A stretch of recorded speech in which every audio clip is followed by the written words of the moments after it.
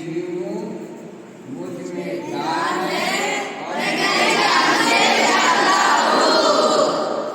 काला टोपी हुआ हूँ, मैं आत्मा हूँ। तुमने आत्मा नहीं कहा, हमारा सूत्र तो किताब जीव, मैं जीव हूँ, मैं कहते ऐसे करो तो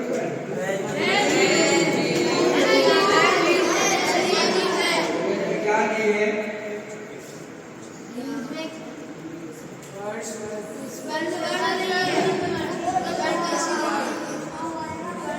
माने मेरे में ज्ञान तो है लेकिन मेरे में स्पर्श देह नहीं है, स्पर्श नहीं तो देह मेरे में नहीं है। चलो भैया निकाल, आप ज्ञान से जानते हो, आँख से देखते हो, क्यों आँख से नहीं देखते हो? आँख में क्या देख रही है? आँख जानती कि नहीं जानती? आपको कितनी आँख है? आपको क्या रहेगा नहीं है? तो मैं जीव हूँ, मुझ में ज्ञान है और ज्ञान को जानता हूँ। आँख माने इंद्रिया, इंद्रिया जीव है, इंद्रिय में ज्ञान नहीं है, इंद्रिय कुछ जानता नहीं है, इंद्रिय सुख नहीं है, इसलिए मैं पांच इंद्रिय वाला हूँ।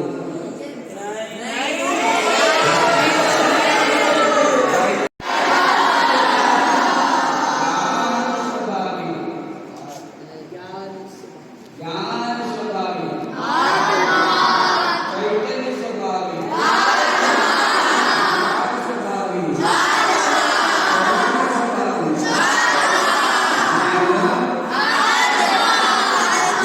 मेरा जन्म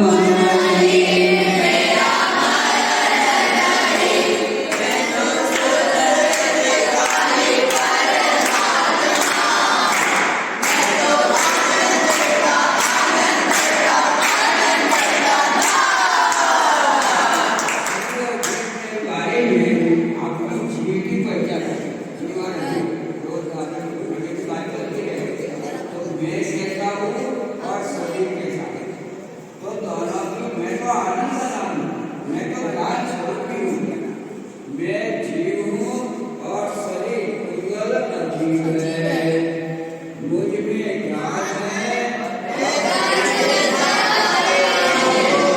मैं ज्ञान से जानता हूँ,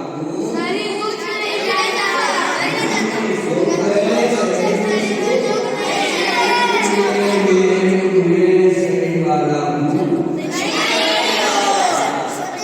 अगर आप लाइफ में हो, आप आनंद से पढ़ते हो, भले आपको याद हो गए, मैं कभी भी पूछूंगा, जब अपन मिलेंगे रास्ता में पूछूंगा कि तुमने कितनी रोटी खाई, आज आपने कौन सा भोजन किया, ये बात नहीं, हाँ व्यक्तिगत, अरे भोजन क्या है, और खाने का रास्ता है आश्रम, और मैं खा सकता हूँ ऐसा मानना बहुत समझने आनंद की बात है। हम क्या सीखेंगे, जीव अजीव पहचान करेंगे, दो तत्व के बारे में उनका विस्तार करके हम हमारा स्वभाव को जानने का प्रयत्न करते हैं और हमारे औहदे से भिन्न माने मेरे से भिन्न ऐसा अपना आत्मा को जानने के लिए, श्रद्धा करने के लिए, अनुभव करने के लिए हम जीव की पहचान करते हैं। पहचान करने का हेतु क्या है? खाली बोल दिया, याद कर दिया, लिख लिया, हर समय में मुझे तो कहते थे कि हमको तो गायब दिखता है, कुछ भी दिखता नहीं है। वैसे नहीं, हमको तो गायब है, तो प्रभु अब आप सभा नहीं दिखती है, सभा में, और हमारा ज्ञान हमारा ज्ञान तो हमारा गायब को प्रसिद्ध कर रहा है, इसलिए हमको तो दिखता नहीं। तो ज्ञान स्वप्न प्रकाश करें, पर प्रकाश में झलक होती है ज्ञान ही ज्ञान है, वर नहीं आता, शरीर अंदर में नहीं आता। अपन 7 तत्वों में से जीव और अजीव की पहचान के लिए पूरा राम का पल लगा के बात आदि से जीत करके आए। तो सबसे बड़ा कौन है कि जो मौन रह करके उपसर्ग के काल में भी उपसर्ग का लक्ष्य छोड़ करके अपने आत्म स्वरूप लीन हुए, तो सबसे बड़ा वो है। तो विष्णु कुमार बड़ा है कि नहीं? बड़े तो सब मुनि भगवंत है, लेकिन मुनिपणा में एव काम करने योग्य नहीं है। ऐसा पंडित साहब ने मोक्ष मार्ग प्रकाशक भी उसकी एक नौत बताई है।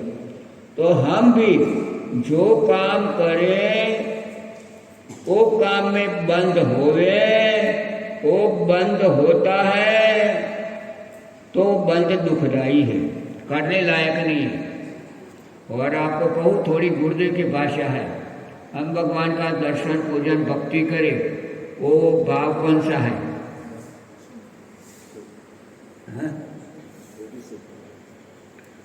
भगवान का दर्शन करें, पूजन करें, भक्ति करें, तो भाव कौन सा तत्व में है? मैं आपको 7 तत्व के बारे में बताऊंगा, क्लास में बता।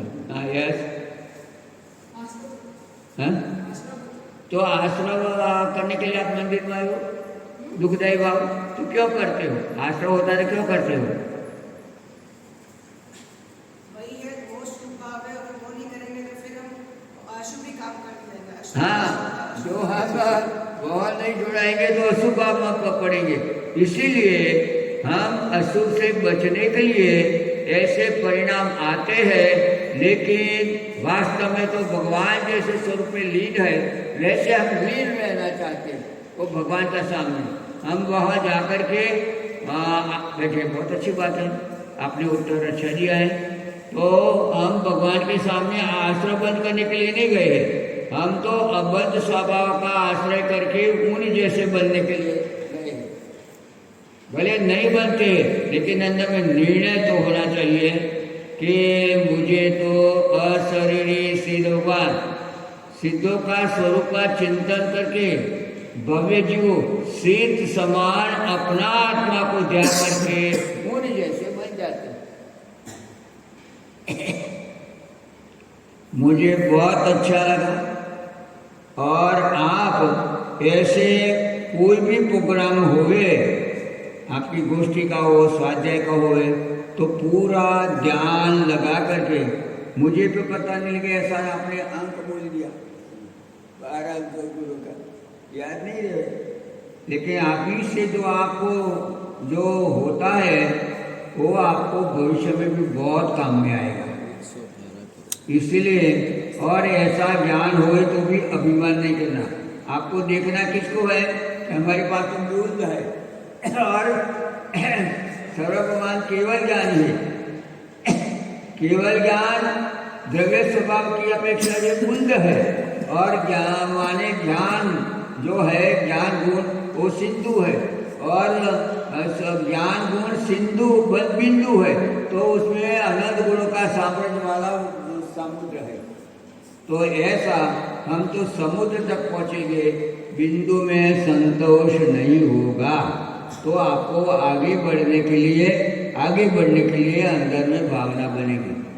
गणधर भगवान कहते हैं, हे प्रभु, कहाँ आपका केवल ज्ञान और कहाँ हमारा मन परिज्ञान। तो मैं इसीलिए आपके पास आकर के आप जैसा बनना चाहता हूँ। देखिए, आपको जो ज्ञान हुए उनमें अभिमान नहीं करना, एक बात। और कोई भी विरोधी वातावरण हो वहाँ आपको खड़ा नहीं रहना चाहिए, विरोधी वातावरण को। और कदाच योग बन जावे तो वहाँ मौन रहना चाहिए, और मौन रह करके अपना प्रयोजन करके अपन को निकल जाए। लेकिन हमको तो याद है, तुमको याद नहीं है, ऐसा वाद विवाद में पढ़ना नहीं।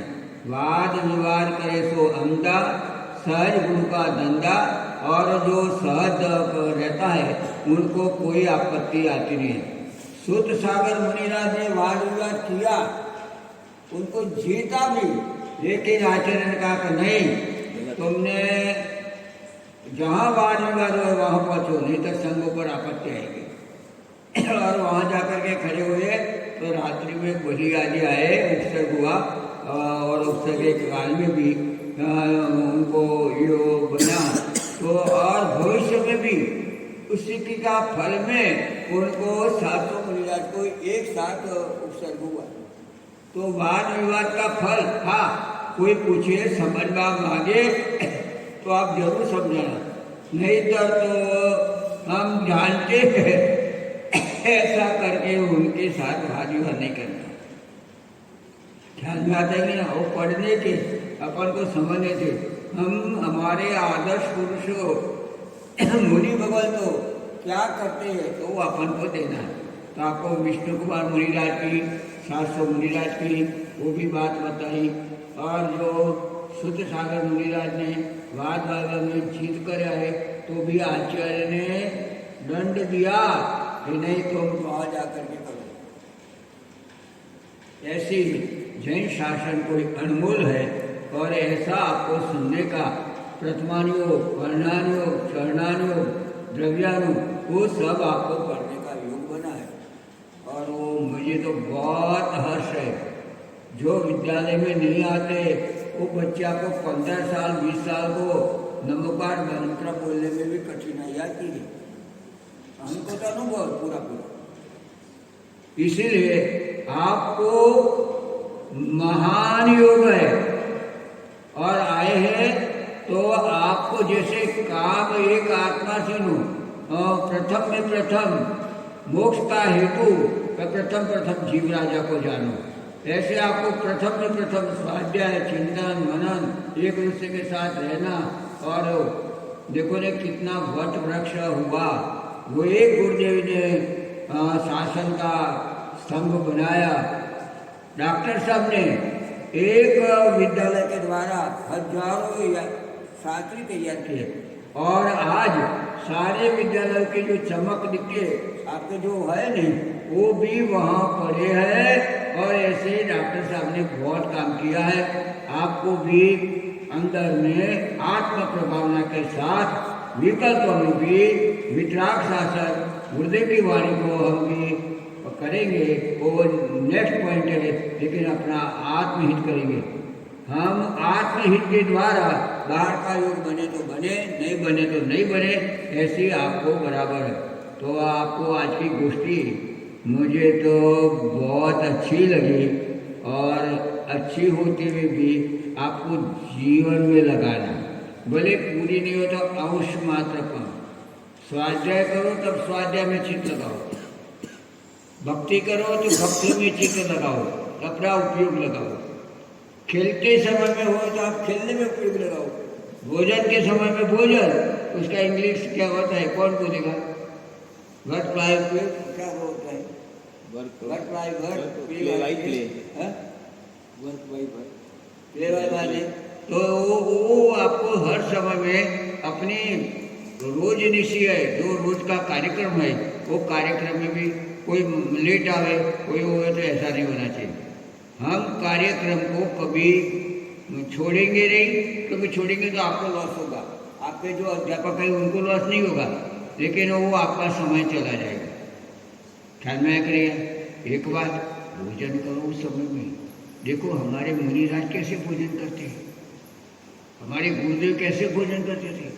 मौन रूप से आप आओ, शांति से करो, और अंदर में भोजनशाला में जाने के बाद अपना जितना लेना हो वो लो, तो बाहर निकाल देना नहीं पड़े, क्योंकि उसमें अनंत सूक्ष्म जीवों की उत्पत्ति होती है। और अंदर में आपको तो वो हुए तो शांति से भोजन करो। भोजन करते करते इधर उधर देखेंगे तो ऐसे जीव छोटे छोटे होते हैं कि आपके अंदर में पड़ा, और उनका देह छूट के आपको मालूम ही नहीं पड़ा, तो आपको वो मांस का पाप लगेगा।